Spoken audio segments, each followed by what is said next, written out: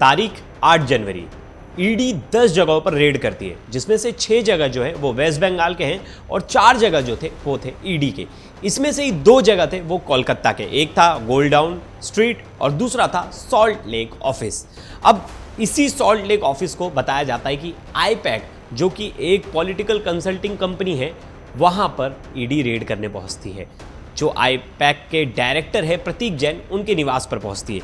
इस बीच वहां एंट्री हो जाती है सीएम ममता बनर्जी की। वो ऑफिस में घुसती हैं, ईडी की रेड चल रही है। इस बीच वो ऑफिस से एक ग्रीन फाइल, एक लैपटॉप जो है अपने साथ बाहर लाती है। सीएम ममता बनर्जी ने आरोप लगाया कि अमित शाह और बीजेपी एक तरह से उनके पॉलिटिकल पार्टी में क्या कुछ चल रहा है, उनके पॉलिटिकल पार्टी के जो कैंडिडेट्स हैं उनके बारे में इंफॉर्मेशन लेने के लिए ईडी का इस्तेमाल करें। ईडी पर साफ साफ आरोप लगाया कि इलेक्शन के पहले जानबूझकर ये सब चीज़ कराई जा रही है। लेकिन हर किसी के मन में एक सवाल था कि ये आखिर मामला है क्या? ईडी की एंट्री कैसे हुई? प्रतीक जैन के घर तक ईडी कैसे पहुंची? ये मामला कब का है? सीबीआई से ये मामला ईडी के पास कैसे आया? कब इस मामले की शुरुआत हुई? कंप्लेंट किसने की? सब कुछ मैं आपको डिटेल में बताऊंगा कि कैसे इस पूरे इन्वेस्टिगेशन का जो स्टार्टिंग पॉइंट है और एंडिंग पॉइंट, क्योंकि शुरुआत कैसे हुई ये जानना बहुत ज़रूरी है। इसमें एक ऐसे व्यक्ति का नाम आता है जो कि बहुत बड़ा खनन माफिया था, हवाले का पैसा चलाता था और उसे कोयला किंग कहा जाता था। बंगाल में बैठ के वो कोयले की माइनिंग्स में काफ़ी ज़्यादा खनन करके उसका नाम निकल कर आया था। उसी की जांच करते करते जो सीबीआई है वो वेस्ट बंगाल तक पहुंची। वेस्ट बंगाल से जो मामला है मनी लॉन्ड्रिंग का निकला। मनी लॉन्ड्रिंग में जब मनी ट्रेल को ईडी ने ढूंढना शुरू किया तो जो उसकी आँच है मनी ट्रेल की, वो आईपैक के जो डायरेक्टर है उन तक पहुंची। आईपैक कंपनी का इसमें नाम सामने आया, जिसके बाद ईडी जो पहुंची उनके यहाँ पूछताछ करने के। लेकिन आईपैक और ममता बनर्जी का क्या कनेक्शन है वो भी इस वीडियो में बताऊंगा, क्योंकि आईपैक ही अभी पॉलिटिकल स्ट्रैटेजीज जो है और जो पॉलिटिकल उनके कैंपेनिंग है उसके लिए पूरी जिम्मेदारी आईपैक को मिली और आईपैक ही सब कुछ देख रहा है। और वो बताया जा रहा है कि आईपैक और टीएमसी का जो आईटी सेल था उसका ऑफिस था जहां जो है ईडी रेड कर रही थी। तो डिटेल में बताऊंगा चारों सवाल के जवाब कि ये मामला पूरा क्या है, कब एफआईआर दर्ज हुई, कोयला खनन का इससे क्या लेना देना है, मनी लॉन्ड्रिंग का इसमें क्या केस बनता है, ईडी सीबीआई को केस किसने किया, ईडी सीबीआई ने केस हैंड कैसे उठा लिया, सब डिटेल में चर्चा करेंगे। लास्ट तक इस वीडियो में बने रहिएगा। सबसे पहला सवाल कि ईडी ने ये पूरी कार्रवाई क्यों की, प्रतीक जैन के घर पर रेड क्यों की गई? प्रतीक जैन तो आईपैक के डायरेक्टर हैं और आईपैक का काम है पॉलिटिकल कंसल्टेंसी और पॉलिटिकल स्ट्रैटेजी, पॉलिटिकल कैंपेन में पार्टीज़ की मदद करना और उसके बदले पैसे लेना। अब ये तो प्रॉपर कंपनी है, प्राइवेट कंपनी है जिसके तहत वो काम कर रही थी। लेकिन ये पूरा जो मामला है ये 6 साल पुराना है और ये मामला जुड़ता है कोयले की तस्करी का, हवाला का और मनी लॉन्ड्रिंग का। अब पूरे मामले की शुरुआत होती है वेस्ट बंगाल के आसनसोल से। यहाँ ईस्टर्न कोलफील्ड्स लिमिटेड ईसीएल जो कि कोल निकालने का काम करता है, अब वहीं कंप्लेंट आने लगी कि वहाँ बहुत जगह अवैध खुदाई हो रही है और एक सिंडिकेट है। जैसे आपने देखा होगा पुष्पा मूवी में कि कैसे चंदन का सिंडिकेट चला रहे थे, बिना गवर्नमेंट के परमिशन के चंदन स्मगल किया जा रहा था, चंदन से जो पैसा आ रहा था उसको हवाले के जरिए यूज़ किया जा रहा था, वैसे ही कुछ यहाँ हो रहा था। कुछ सिंडिकेट के लोग थे जो एक हवाला नेटवर्क चला रहे थे और जो खनन से, अवैध खनन से कोयले के जो पैसा आ रहा था उसको रूट कर रहे थे। एक तरह से दोनों चीज़ें ही अपराध थी, पहला तो अवैध खनन, दूसरा जो मनी लॉन्ड्रिंग हो रही थी, यानी जो हवाले के जरिए उस पैसे को रूट किया जा रहा था। अब इसमें एक सिंडिकेट का जो मुखिया है उसका नाम आया, उसका नाम था अनूप माझी और उसे वहाँ के लोग कहते थे किंग, और एक तरह से उसका जो और नाम था वो था लाला किंग। अब लाला के नाम से बहुत ज़्यादा फेमस था और इसका काम ये नहीं था कि सिर्फ ये जाता था तो वहाँ खनन करवाता था, खनन करवा के उस खनन को बेचता था ना। सबसे हार्ड चीज़ क्या है? मनी को रूट करना, पैसों को रूट करना, क्योंकि पूरी कमाई जो है वो ब्लैक में और इतनी ज़्यादा कमाई हो रही है। अब उस पैसे को रूट कैसे करेंगे? तो वहाँ जितने भी अवैध खनन हो रहे थे उन खनन से जो पैसा आ रहा था उस पैसे को ये रूट कर रहा था। मतलब ये चैनल बना के रखा था, बहुत सारी सेल कंपनीज, मतलब फर्जी कंपनी बना रखी थी, बहुत सारा तरीका ढूंढ लिया था, ऐसी ऐसी छोटी छोटी कंपनीज बनाई थी जो कंपनी एक्चुअल में काम नहीं कर रही थी, बस पेपर पे काम कर रही थी और उनके जरिए जो ब्लैक मनी था उसको वाइट कर रहा था।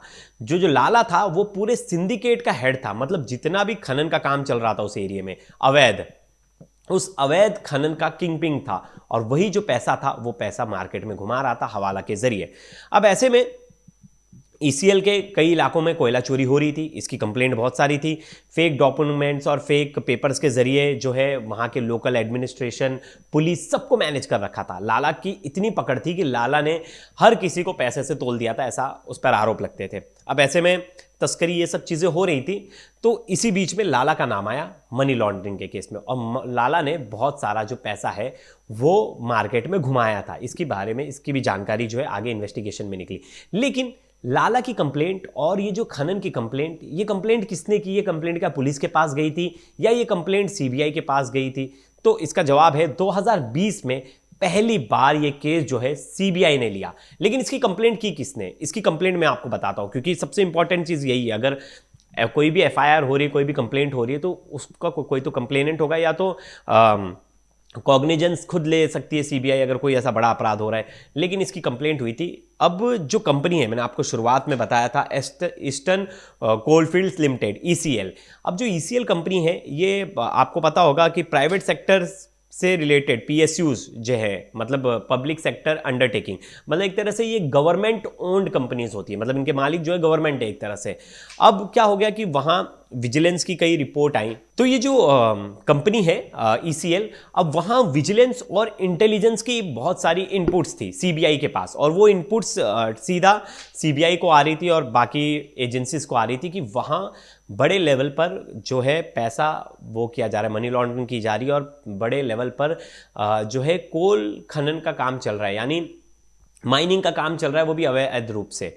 अब इस बीच सीबीआई जो है वो एफआईआर दर्ज करती है, जिसमें कोल स्मगलिंग, मनी लॉन्ड्रिंग और अवैध कमाई, हवाला, इन सब के तहत जो है मामला दर्ज करती है और इन्वेस्टिगेशन शुरू करती है। इन्वेस्टिगेशन शुरू करती है तो उसमें कई लोगों का नाम सामने आता है और धीरे धीरे जांच का दायरा आगे बढ़ता है। इसी बीच आपको पता होगा ममता बनर्जी के जो करीबी हैं अभिषेक बनर्जी, उनसे भी पूछताछ होती है और कई लोगों से पूछताछ हो जाती है जो इस केस से जुड़े बताए जाते हैं, लेकिन बाद में उन्हें उन पर कोई आरोप नहीं लगता, कोई सीधा उनके खिलाफ एविडेंस नहीं मिलता, इसलिए उन्हें उन पर कोई कार्रवाई नहीं करती सीबीआई।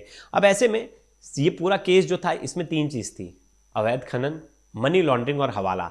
और जहां भी मनी लॉन्ड्रिंग और हवाला आता है वहां ईडी आ जाती है। तो ईडी के पास ये पावर है, कहीं भी अगर मनी लॉन्ड्रिंग हो रहा है तो उस केस को उठाकर जो ईडी है वो इन्वेस्टिगेट कर सकती है। ईडी डायरेक्टली कोई एफआईआर दर्ज नहीं करती कि ईडी को इनपुट मिल गया एफआईआर। वो जो केस चल रहे हैं, मतलब जो केस जो ट्रायल कोर्ट में, या जो केस ईडी, सीबीआई, पुलिस या कोई भी अदर एजेंसी अगर उसे कवर कर रही है, तो उसमें ईडी जाकर उस केस को वो कर सकती है। लेकिन इनकम टैक्स का एक लौता ऐसा केस होता है जिसमें ईडी इंटरप्ट नहीं कर सकती।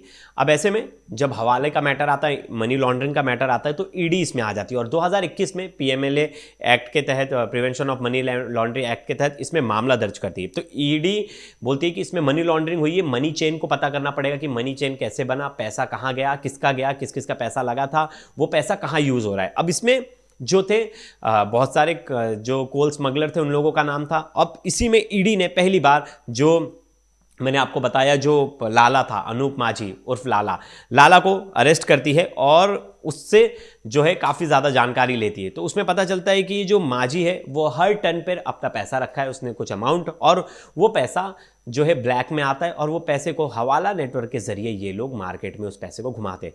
अब उसमें उन्होंने क्या किया था, बहुत सारी सेल्स कंपनी बना ली थी, छोटी छोटी नकली कंपनी एक तरह से कह लीजिए। वो कंपनी में कुछ काम नहीं होता था, उस कंपनी के जरिए पैसा जो था वो रूट किया जाता था।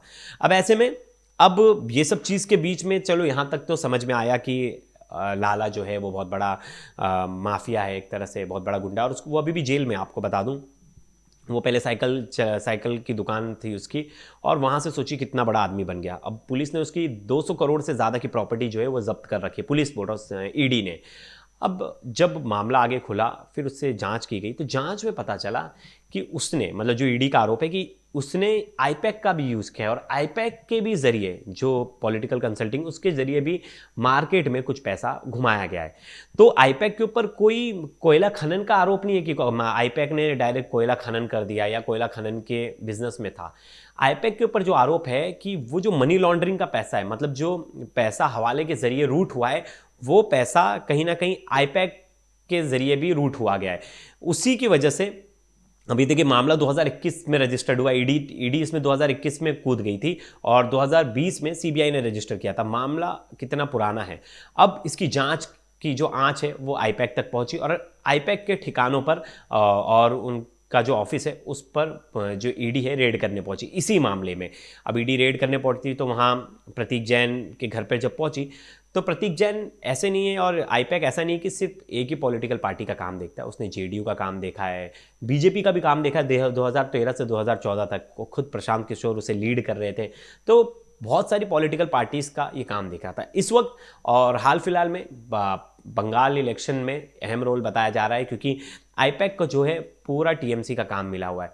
अब जब पुलिस उनके यहाँ पहुँचती है, ईडी उनके यहाँ पहुँचती है रेड करने, और ईडी जब वहाँ पहुँचती है तब तक ममता बनर्जी पहुँच जाती है और ममता बनर्जी कहती है मेरे कैंडिडेट्स के बहुत सारे इन्फॉर्मेशन है जो वो मेरा आईटी टीम है वहाँ बैठी है और वो कहीं ना कहीं कैंडिडेट्स के बारे में इन्फॉर्मेशन लेने के लिए ईडी को वहाँ भेजा गया और वो पहुँच गई। उन्होंने फाइल, ईडी की रेड चल रही है उसके बीच उन्होंने फाइल लिया, लैपटॉप लिया, मोबाइल फ़ोन लिया और वहाँ से निकल गई और ईडी देखती रहेगी। तो यह ऐसा पहली बार नहीं है कि ईडी या कोई सेंट्रल एजेंसीज बंगाल पहुंची है और बंगाल पहुंची और वहाँ ममता बनर्जी ने बीच में इशू क्रिएट कर दिया। इसके बाद दोनों ही लोग हाईकोर्ट पहुंचे, ममता बनर्जी भी हाईकोर्ट पहुंची हैं, ईडी भी हाईकोर्ट पहुंची। ईडी का ऐसा कहना है कि ममता बनर्जी जो जांच में वो बाधा डाल रही है, हमने तो शांतिपूर्ण तरीके से वहाँ गई थी हम पूछताछ करने, क्योंकि देखिए प्रतीक जैन की अभी कोई अरेस्टिंग, कोई वारंट कुछ भी नहीं, अभी तो सिर्फ उनसे पूछताछ करना था कि आपका नाम सामने आ रहा है और आपका नाम ये जो खनन माफिया है ये ले रहा है और आपके पैसे का लेन देन जो है वो आपकी कंपनी के चैनल से भी हुआ है, तो इसमें आपका क्या कहना है, वही जांच करने के गए थे। अब इसमें आरोप लगाया ममता बनर्जी की नहीं, ये जांच तो इतने साल बाद और यहाँ तक आई है, इसके पीछे बड़ी स्ट्रैटेजी है और वो स्ट्रैटेजी है कि पीछे सीधा आरोप लगा दिया होम मिनिस्टर पर। अब ऐसे में अब दोनों लोग जो है कोर्ट पहुँच गए, लेकिन क्या ये मामला पहला है कि कोई सेंट्रल एजेंसीज आई हैं बंगाल में और ममता बनर्जी उसके बीच में आ गई? नहीं, ऐसा पहले भी हुआ है। आपको याद होगा कलकत्ता के पुलिस कमिश्नर, और उस टाइम पे हर किसी ने देखा था कि जो शारदा चिट फंड घोटाला था उसकी जांच कर रहे थे राजीव जी, जो उस समय पे कोलकाता के कमिश्नर थे और उससे पहले एसआईटी के हेड थे। तो सीबीआई ने ऐसा आरोप लगाया कि वो चिट फंड में बहुत सारे जो दस्तावेज हैं वो गायब हैं और उसमें से बहुत सारे जो अहम सबूत थे उन्हें नष्ट कर दिया गया है। और इसी के बीच पूछताछ करने के लिए, मतलब उस टाइम पे जो कलकत्ता के कमिश्नर थे उनसे पूछताछ करने के लिए सीबीआई की टीम पहुंचती है, लेकिन वहाँ तो उल्टा ही हो जाता है। वहाँ सीबीआई को ही जो है डिटेन कर लिया जाता है, एक कमरे में बंद कर दिया जाता है और खुद ममता बनर्जी सड़क पर आ जाती है और सीबीआई के खिलाफ प्रोटेस्ट करती है कि एक तरह से ये जानबूझकर सीबीआई ऐसा कर रही है, पॉलिटिकली मोटिवेटेड इन्वेस्टिगेशन है। ये सीधा आरोप ममता बनर्जी लगाती है सीबीआई पे। इसके बाद क्या होता है कि दोनों लोग हाईकोर्ट पहुंच जाते हैं, मामला जो है कोर्ट पहुंच जाता है और कोर्ट पहुंचने के बाद कोर्ट बोलता है कि सीबीआई इन्वेस्टिगेशन कर सकती है, उसको जांच का अधिकार है, लेकिन अगर कोई बड़ा ऑफिसर, सीनियर ऑफिसर और कोई ऐसा आरोप लग रहा है तो जो इन्वेस्टिगेशन होगी, जो जांच होगी और जो पूछताछ होगी वो बंगाल में ही होगी किसी सेफ जगह पर, और आप राजीव को, जो आईपीएस ऑफिसर है उस टाइम पे जो कमिश्नर थे, उन्हें अरेस्ट नहीं कर सकते। फिर सीबीआई जो है जांच करती है, जांच के बाद कोई पुख्ता सबूत वैसे उनके खिलाफ मिलते नहीं तो उनकी अरेस्टिंग नहीं होती।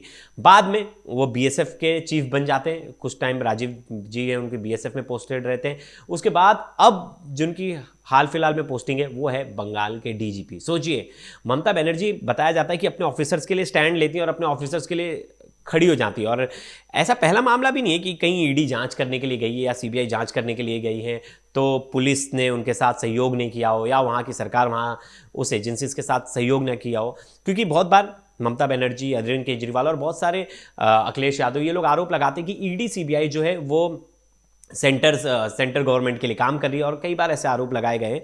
इसी की वजह से ममता बनर्जी का ये रुख और इलेक्शन से पहले कि सीधा इन्वेस्टिगेशन में पहुंच जाना और इन्वेस्टिगेशन में पहुंचकर एक तरह से इन्वेस्टिगेशन को ओवरटेक कर लेना, फाइल से ले आना, वहां से क्या पता उस फाइल में क्या सबूत हो, उस लैपटॉप में क्या अहम सबूत हो, ये सब चीज़ें थी। अब कोर्ट जो है वो डिसाइड करेगा।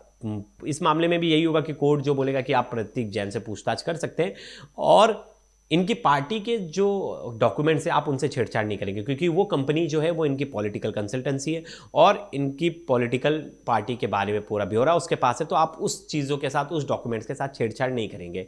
यही तर्क रखा जाएगा कोर्ट में और बाद में इसमें जांच में प्रतीक जैन को सहयोग करना ही पड़ेगा, क्योंकि ईडी को अगर कोई चैनल और रूट मिला है जहां से मनी लॉन्ड्रिंग हुई है और अगर वो कोर्ट में प्रूव करती है तो जांच में सहयोग तो करना ही पड़ेगा। अब दूसरा सवाल था कि ईडी जितनी भी मनी लॉन्ड्रिंग के केस है, ईडी उसमें डायरेक्टली आ जाती है, उसमें कई सालों तक बेल नहीं मिलता। उसमें एक सेक्शन 45 है और जिसमें बताया गया कि अगर जज को लगा कि ये दोबारा क्राइम नहीं कर सकता, और दूसरी चीज़ कि उसकी भागीदारी उस क्राइम में नहीं लग रही, मतलब इसने क्राइम नहीं किया, तो उसके बिहाफ पे जज उसे जो है बेल दे सकता है।